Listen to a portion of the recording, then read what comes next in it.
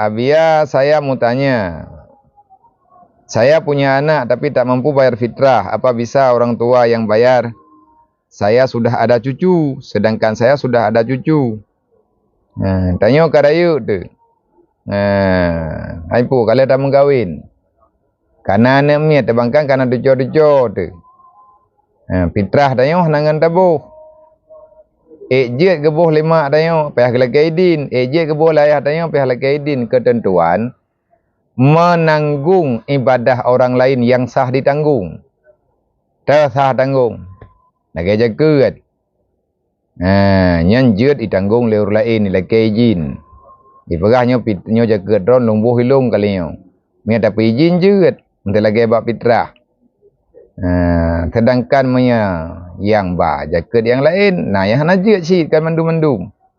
Sembahyang. Nya hanya ia pun boleh gak pakai semaikah di kelantokah sembahyang baku sembahyang ilung. Hasian. Tapi menyebab masalah bu fitrah, masalah tak nak sia korban antara lain. Nyo antara lain. Masalah putra nan akikah halam. Yang ahwate tanyo ka balik, tanyo ka raya.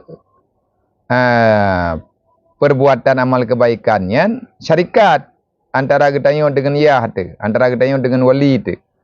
Monya wali tanyo gena thi akikah ke getanyo. Mesti long contoh, karayu lu. Ka balik te ka dewasa tu. Mak tanyo nak kemudahan ke, ayah getanyo nak kemudahan ke. Gena thi kedebuan kalinyo, mia gena puruh nan getanyo peh lakaidin kecuali mawali gaknya yaubit.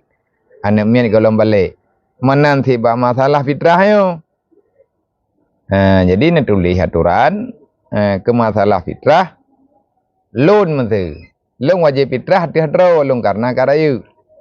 Mak long kena bi fitrah ke long ataupun long nak buat fitrah ke mak long.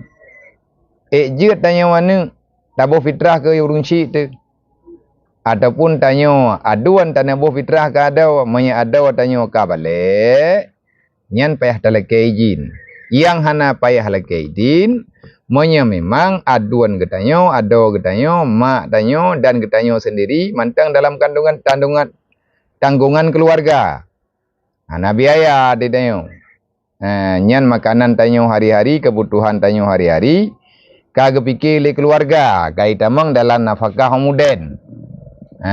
Nafkah saling membantu untuk hal kebutuhan. Memang tika kepajuh bui rumah tanyo. Ada pun tanyo karayu tu, tapi hana kemampuan tu, hai hana kemudahan. Mantang tak dua bama, ada mantang tak dua bayah tu. Tanyo ka dewasa tu kala kebukawin. Tetapi hana kekuatan, hana harta tu. Fitrah tanyo bagi ban. Gena boh 5 tu. Monya tekedi hana gebuh leganyan, monya tanyo hana drot hana kekayaan. Dah hana gena boh le urun syik tu. Pagi tema fitrah tanyo, hai mi hana kaya, hana giyo boh. Giyo boh fitrah mi hana pun dah boh. Na giyo mutang hana syik. Na itik de dua boh giyo belau hana giyo. Makanan malam raya na lihat buka puasa na tinggal berih tanyo. Na berih yang lebih pada pajuh kudro tu. Tiang yang terpajuh dengan namanya tinggal bengah ala kadar. Mayana tabu. Mayana berih tak tiare. Anak mia tinggal bengah hanabu. Yang kiban tak berlaku hanagi apa? Gepegah 5 adanya. Kalau kabu fitrah katanya galom. Pegah nak kabu hanabri.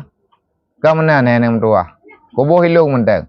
Manya tak izin lagi katanya baru jut. Maya hana tak izin berarti ada gebuh hansah ke fitrah. Nyanjut ke sedekah biasa. Payah lakaidin. Karena apapun ceritanya nyobah baharta. Yang namanya baharta antara tanyo manusia dengan manusia yang lain. Walaupun keluarga raya mihnah. Makna raya mihnah. Raya kuna ni umon-umon.